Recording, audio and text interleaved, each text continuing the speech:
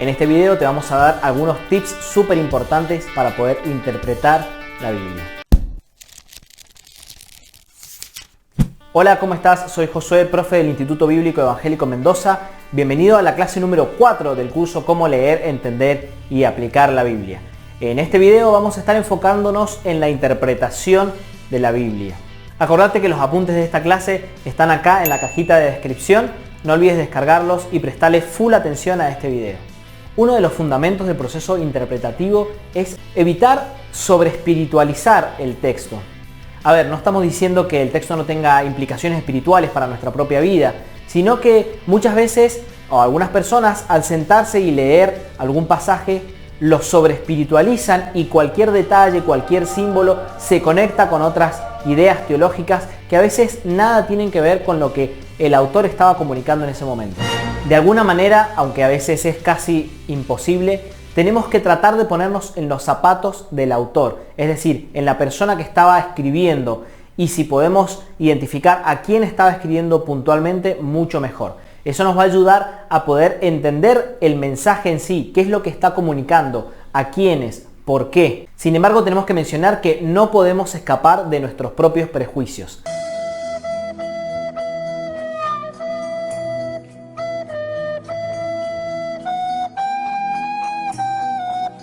A veces pensamos que nos vamos a acercar al texto como si fuéramos una hoja en blanco, y a medida que vamos descubriendo detalles y el Espíritu de Dios nos va mostrando lo que el Señor tiene para nosotros en ese pasaje, vamos escribiendo la hoja en blanco. Sin embargo, esto no es así. Nuestra hoja, nuestra mente nunca está en blanco. Estamos llenos de prejuicios. A veces vemos los prejuicios como algo negativo, pero también los prejuicios nos ayudan a recordar nuestra historia, nuestras experiencias, y necesitamos ser críticos con ellos.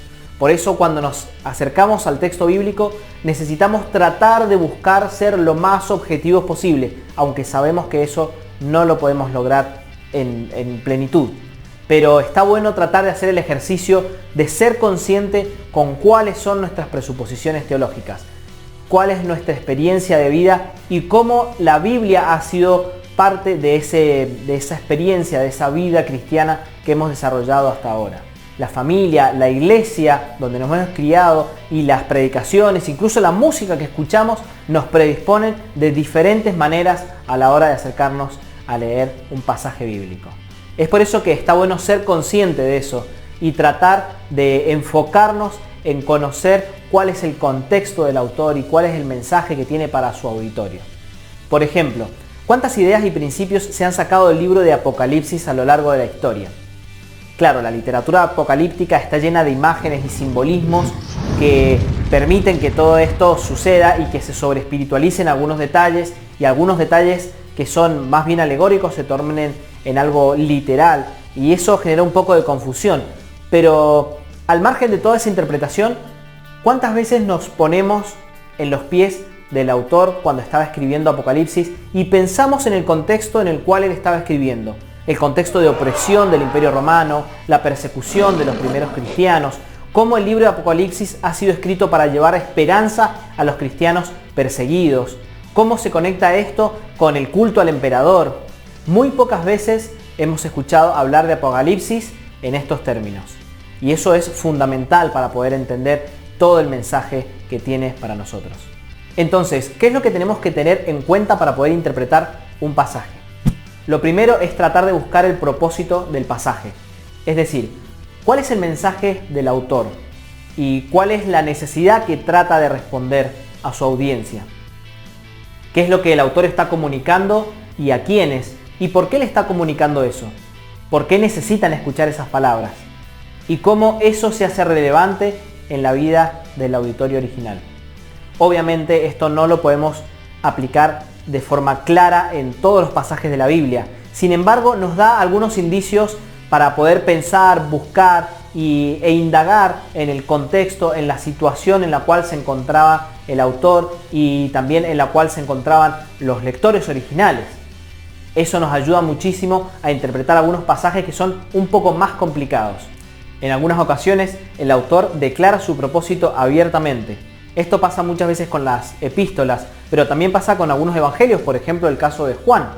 En Juan 20:31 el autor dice: estas cosas se han escrito para que ustedes crean que Jesús es el Cristo, el Hijo de Dios, y para que al creer en su nombre tengan vida.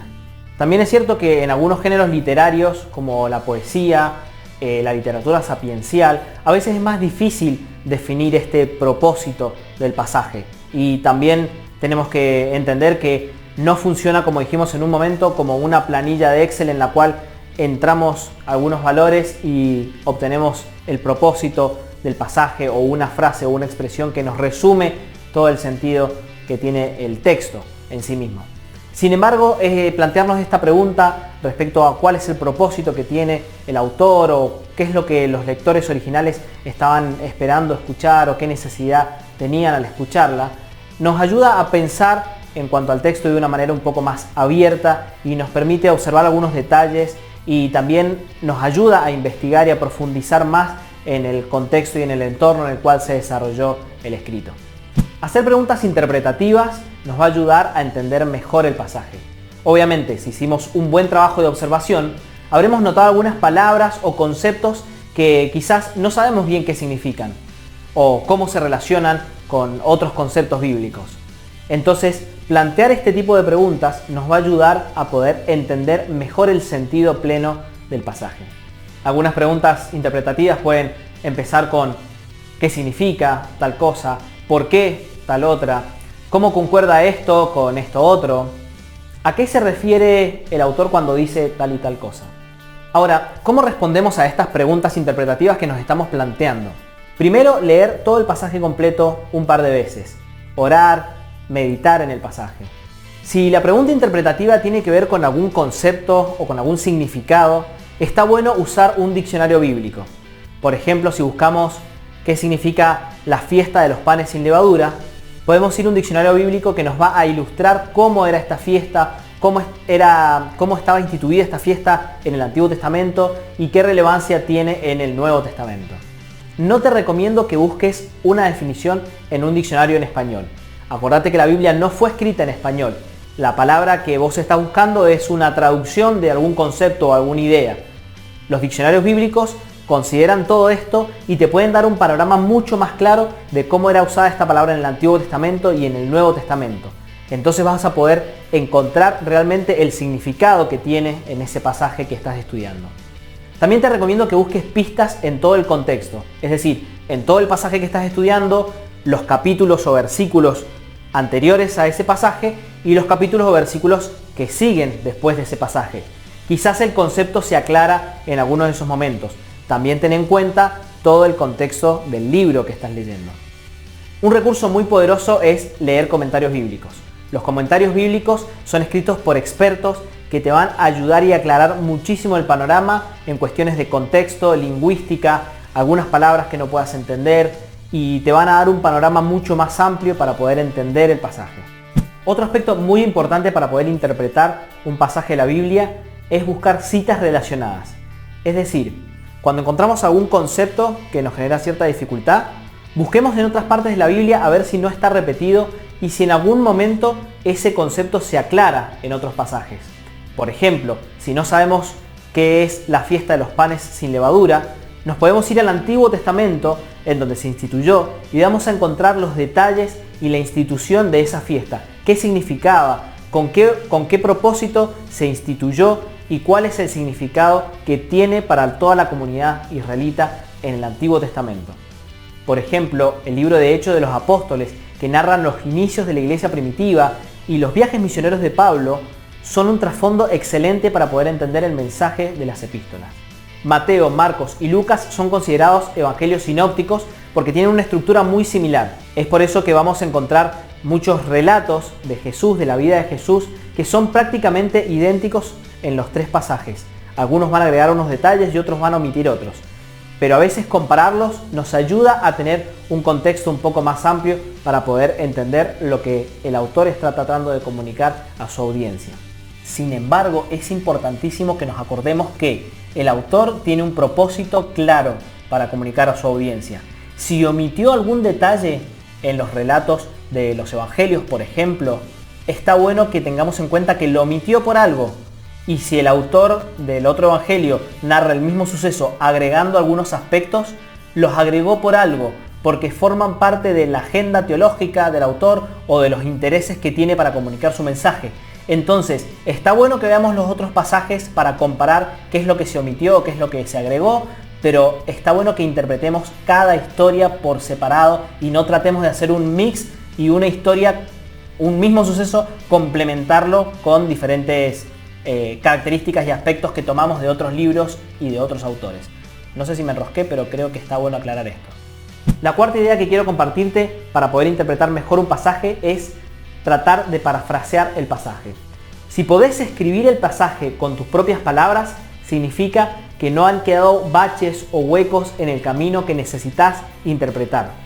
Si no podés hacerlo o si encontrás algunos detalles, volvé sobre los puntos anteriores para poder definir qué es esa palabra que no estás entendiendo y cómo resolver esa duda que tenés.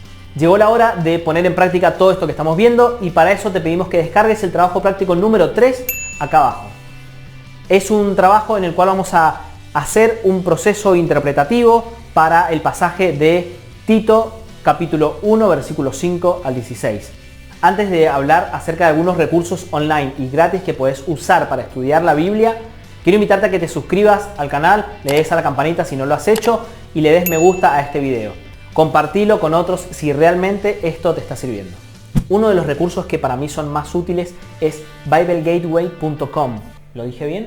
Bueno, esta página tiene un montón de versiones de la Biblia en español y en diferentes idiomas y está buenísimo porque cuando nosotros leemos un pasaje en una única versión, a veces no capturamos la dimensión total que tienen algunas palabras. A veces siempre leemos, por ejemplo, la misma versión, Reina Valera, NBI, y a veces nos acostumbramos al tono que tiene la versión y pasamos por alto algunas palabras que no entendemos. Pero cuando la leemos en otra versión que no nos es tan familiar, el texto parece que cobra un poco más de vida y también nos ayuda a poder interpretar y entender algunas palabras que en otras versiones son un poquito más difíciles de entender. Así que leer muchas versiones está muy bueno y es muy útil, así que biblegateway.com es súper útil. La segunda página que quiero recomendarte es bibliaparalela.com.